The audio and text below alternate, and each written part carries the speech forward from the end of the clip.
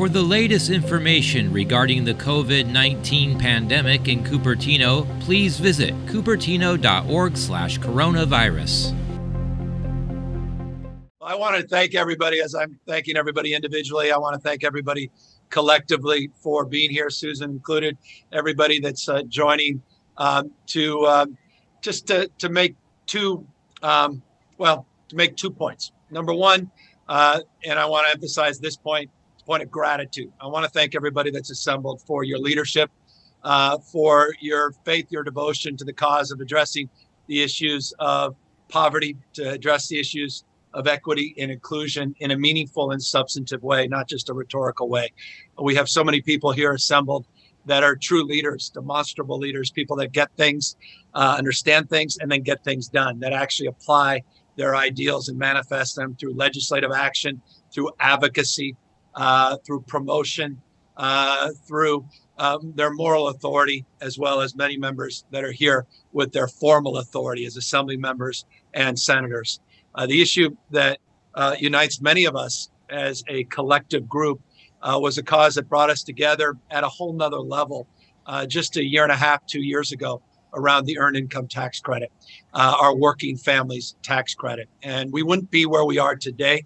3.9 million Californians wouldn't be the beneficiary of what they have received to date, over $1.1 billion in distributed checks to working families, folks that are working and just trying to work their way through this pandemic and work their way into the middle class, had it not been for so many people here assembled. I've long, and many of you long, been champions of the federal earned income tax credit. It was great to see the state finally adopt years ago, $400 million appropriation, but now over $1.1 billion. We'll get to 1.2 and a half we anticipate with the I-10s coming up of distributions. That's a remarkable feat. Now close to tripling that commitment just over the course of the last 18, 24 months.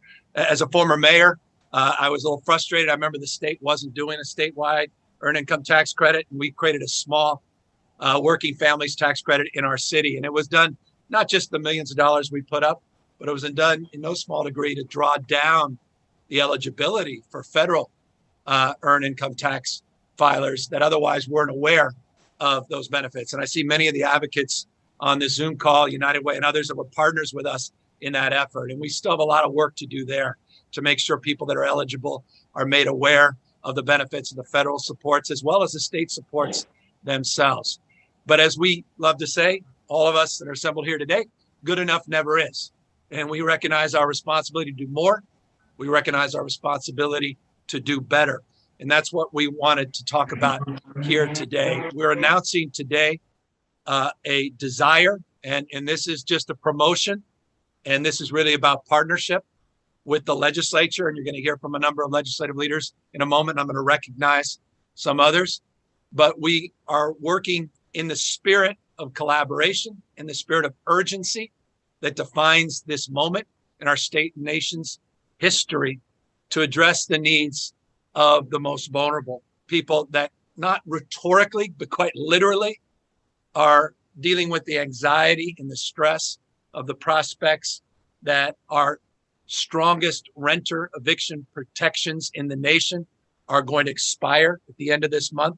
The stress that they may be evicted, the stress that many are under, that they just can't fight those lines at the food bank, and their ability to make ends meet, to pay for childcare, they can even afford it, or food, utilities, with the looming rental evictions and the rear that they're in and the debt that they may owe, may just be overwhelming. And so we are calling on some immediate action. We don't want to wait till July.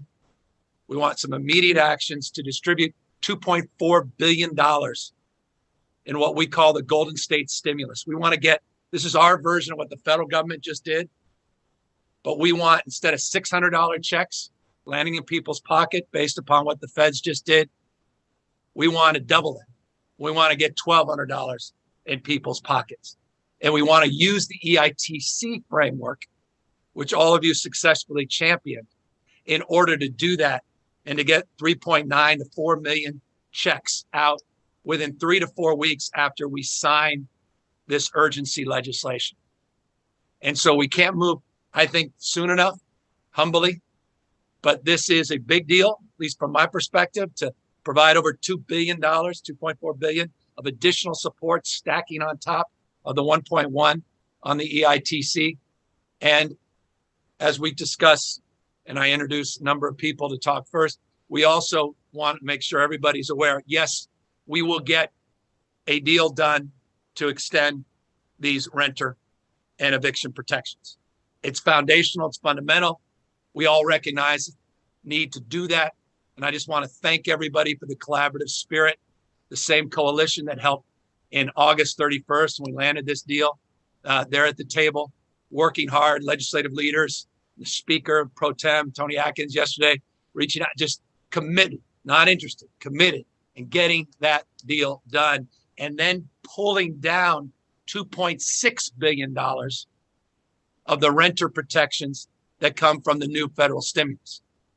So $2.4 billion in terms of the Golden State stimulus, $2.6 billion that we can draw down from the federal government's appropriation that we will receive as a state, $1.4 billion that goes to the state proper, $1.2 billion that goes to what we call entitlement jurisdictions. Those are jurisdictions with populations north of 200,000.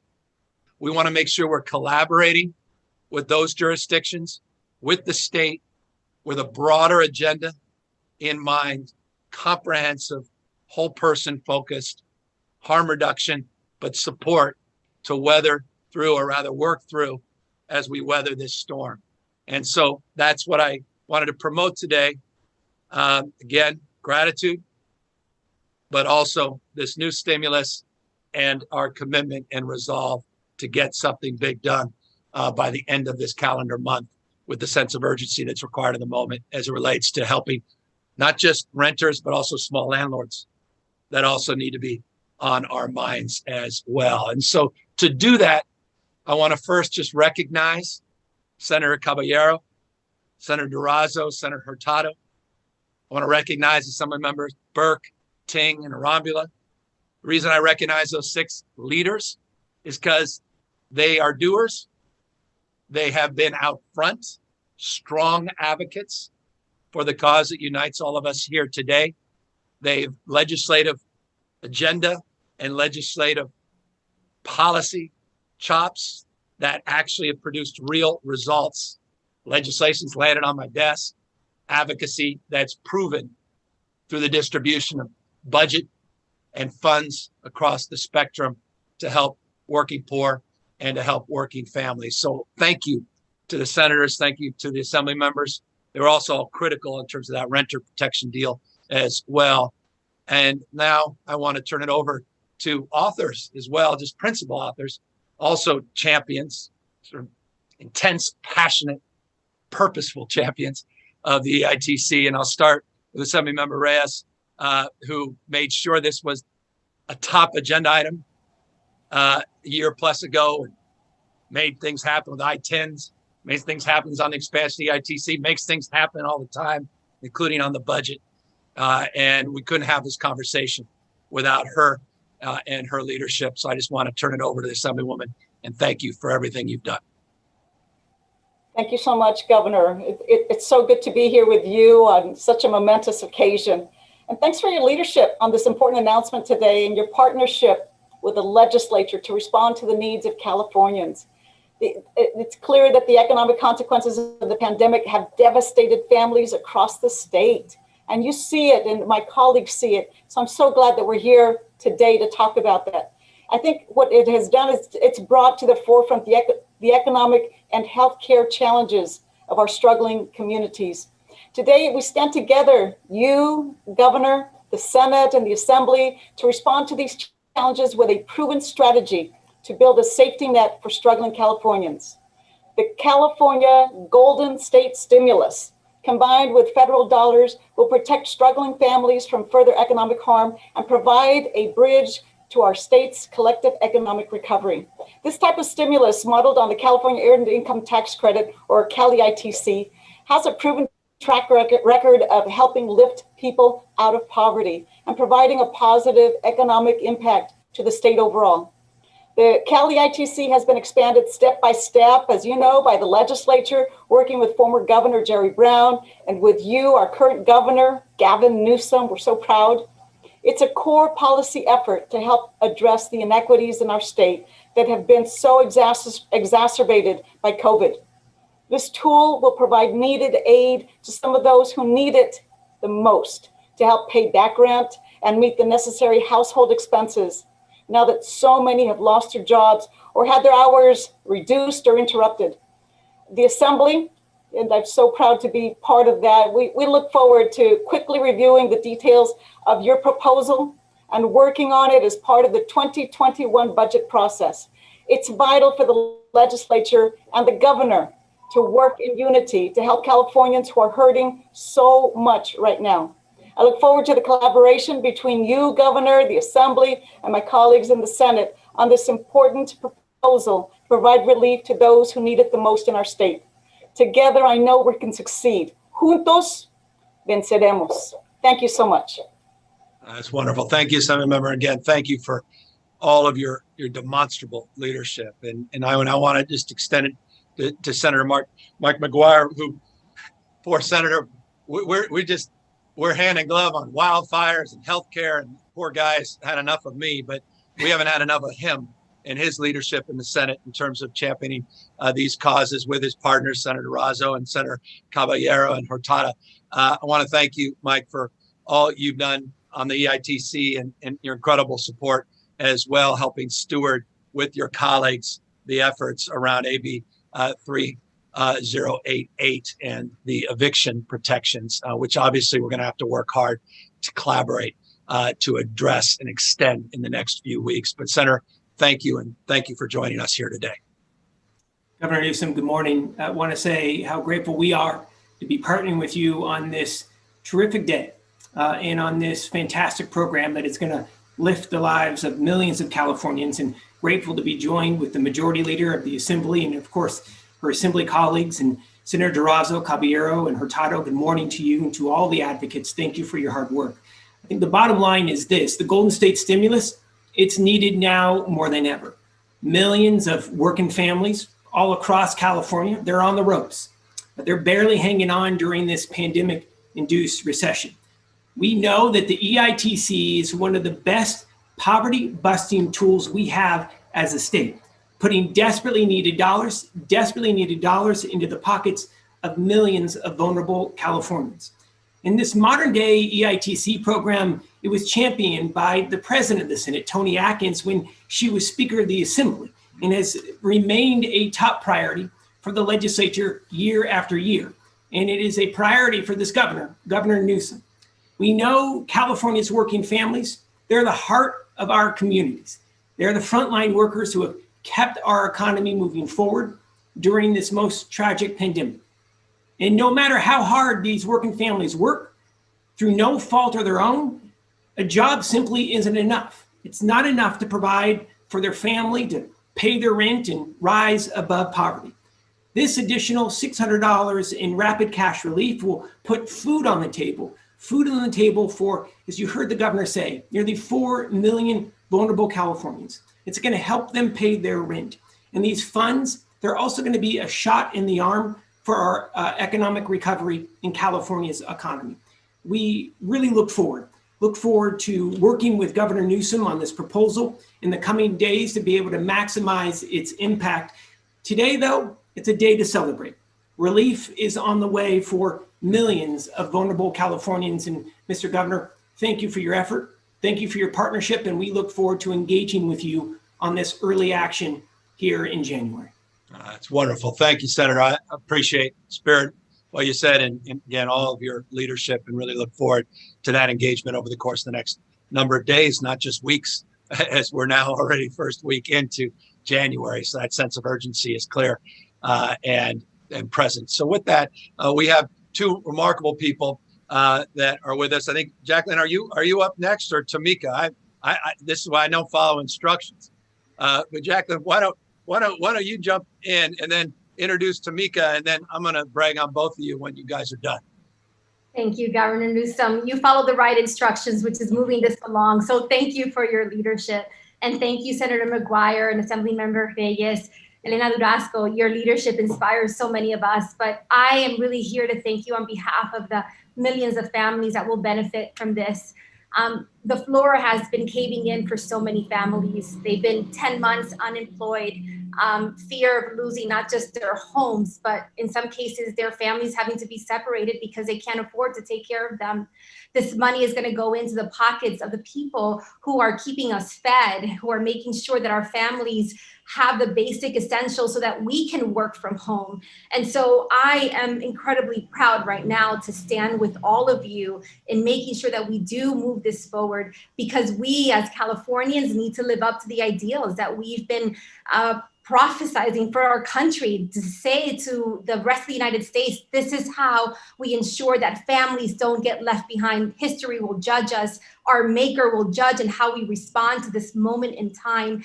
Then this is how we do it, to make sure that families have food on their table, they have a shelter over their heads and over their families. And the 1 million Latino families who've been impacted by COVID, who are either still in a hospital right this moment, to say to them, help is on the way, and we have not forgotten you. We see you, we love you, and we will stand with you during this time. More than 4 million families will benefit from this program, and I am incredibly proud, together with the Latino Community Foundation, to ensure that these dollars reach quickly the hands of the families who need it most. So thank you, Governor Newsom. We stand together, as Assembly Reyes said, juntos podemos.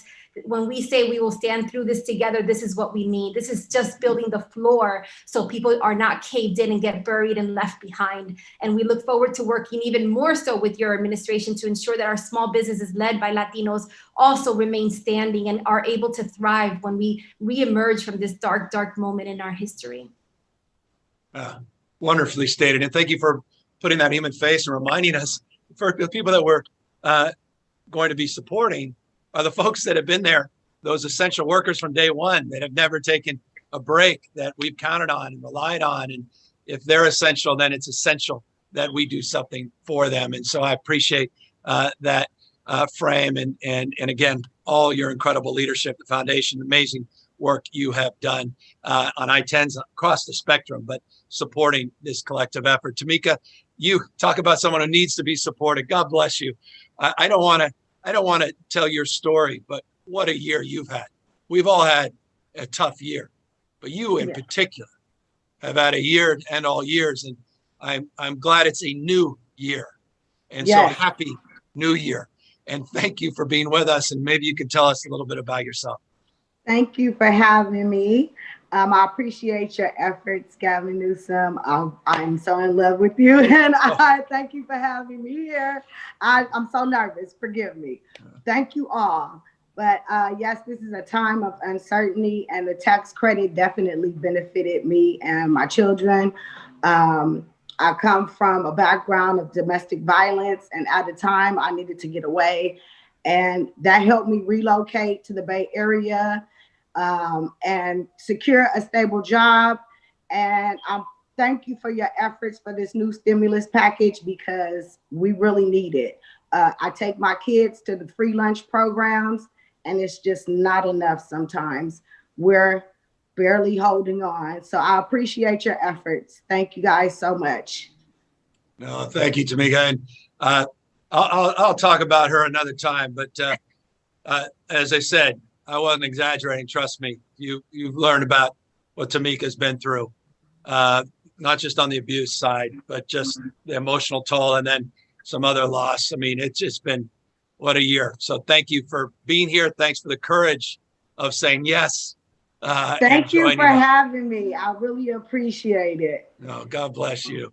And all of you, I could brag on so many people I see on this big screen. I'm just really proud of all of you for pushing us and holding us to account. I'm proud of Autumn Burke for bringing her daughter. Hello, it's nice to see you. She is getting big. That's a whole nother conversation. And to each and every one of the elected officials for joining us. It means a great deal. And for the leadership. And thank you, Senator, for acknowledging then Assemblywoman Atkins. And obviously she is so pivotal and foundational to this program and allowing us to build and stack on her leadership. We look forward to engaging all of you over the course of the next number of weeks. We are going to release our budget formally on Friday. This is a preview of things that we value and we hold dear, that we think are consistent with our values, and things we think will matter and will have real impact. $5 billion, $2.6 billion draw down in terms of the renter protections and supports, $2.4 billion getting out, building and stacking on the 1.1 on the EITC. Obviously, we're looking forward to those $600 additional payments coming in, and they're starting to go out as we speak, and those extended unemployment benefits as well. All of this to weather this remarkable moment and all the headwinds of this pandemic-induced recession. And so with gratitude, appreciation, and with recognition of the work that we have ahead of us, and humility on the fact that we have to work together, and we'll work through all the nuances and details, we will submit this formally to the legislature, and we look forward to partnering, and we look forward to the iteration and the back and forth and the expression of those values with a signature 3 weeks later, 4 weeks at the latest, money in people's pocket. Thank you all very, very much for being here today. For the latest information regarding the COVID-19 pandemic in Cupertino, please visit cupertino.org/coronavirus.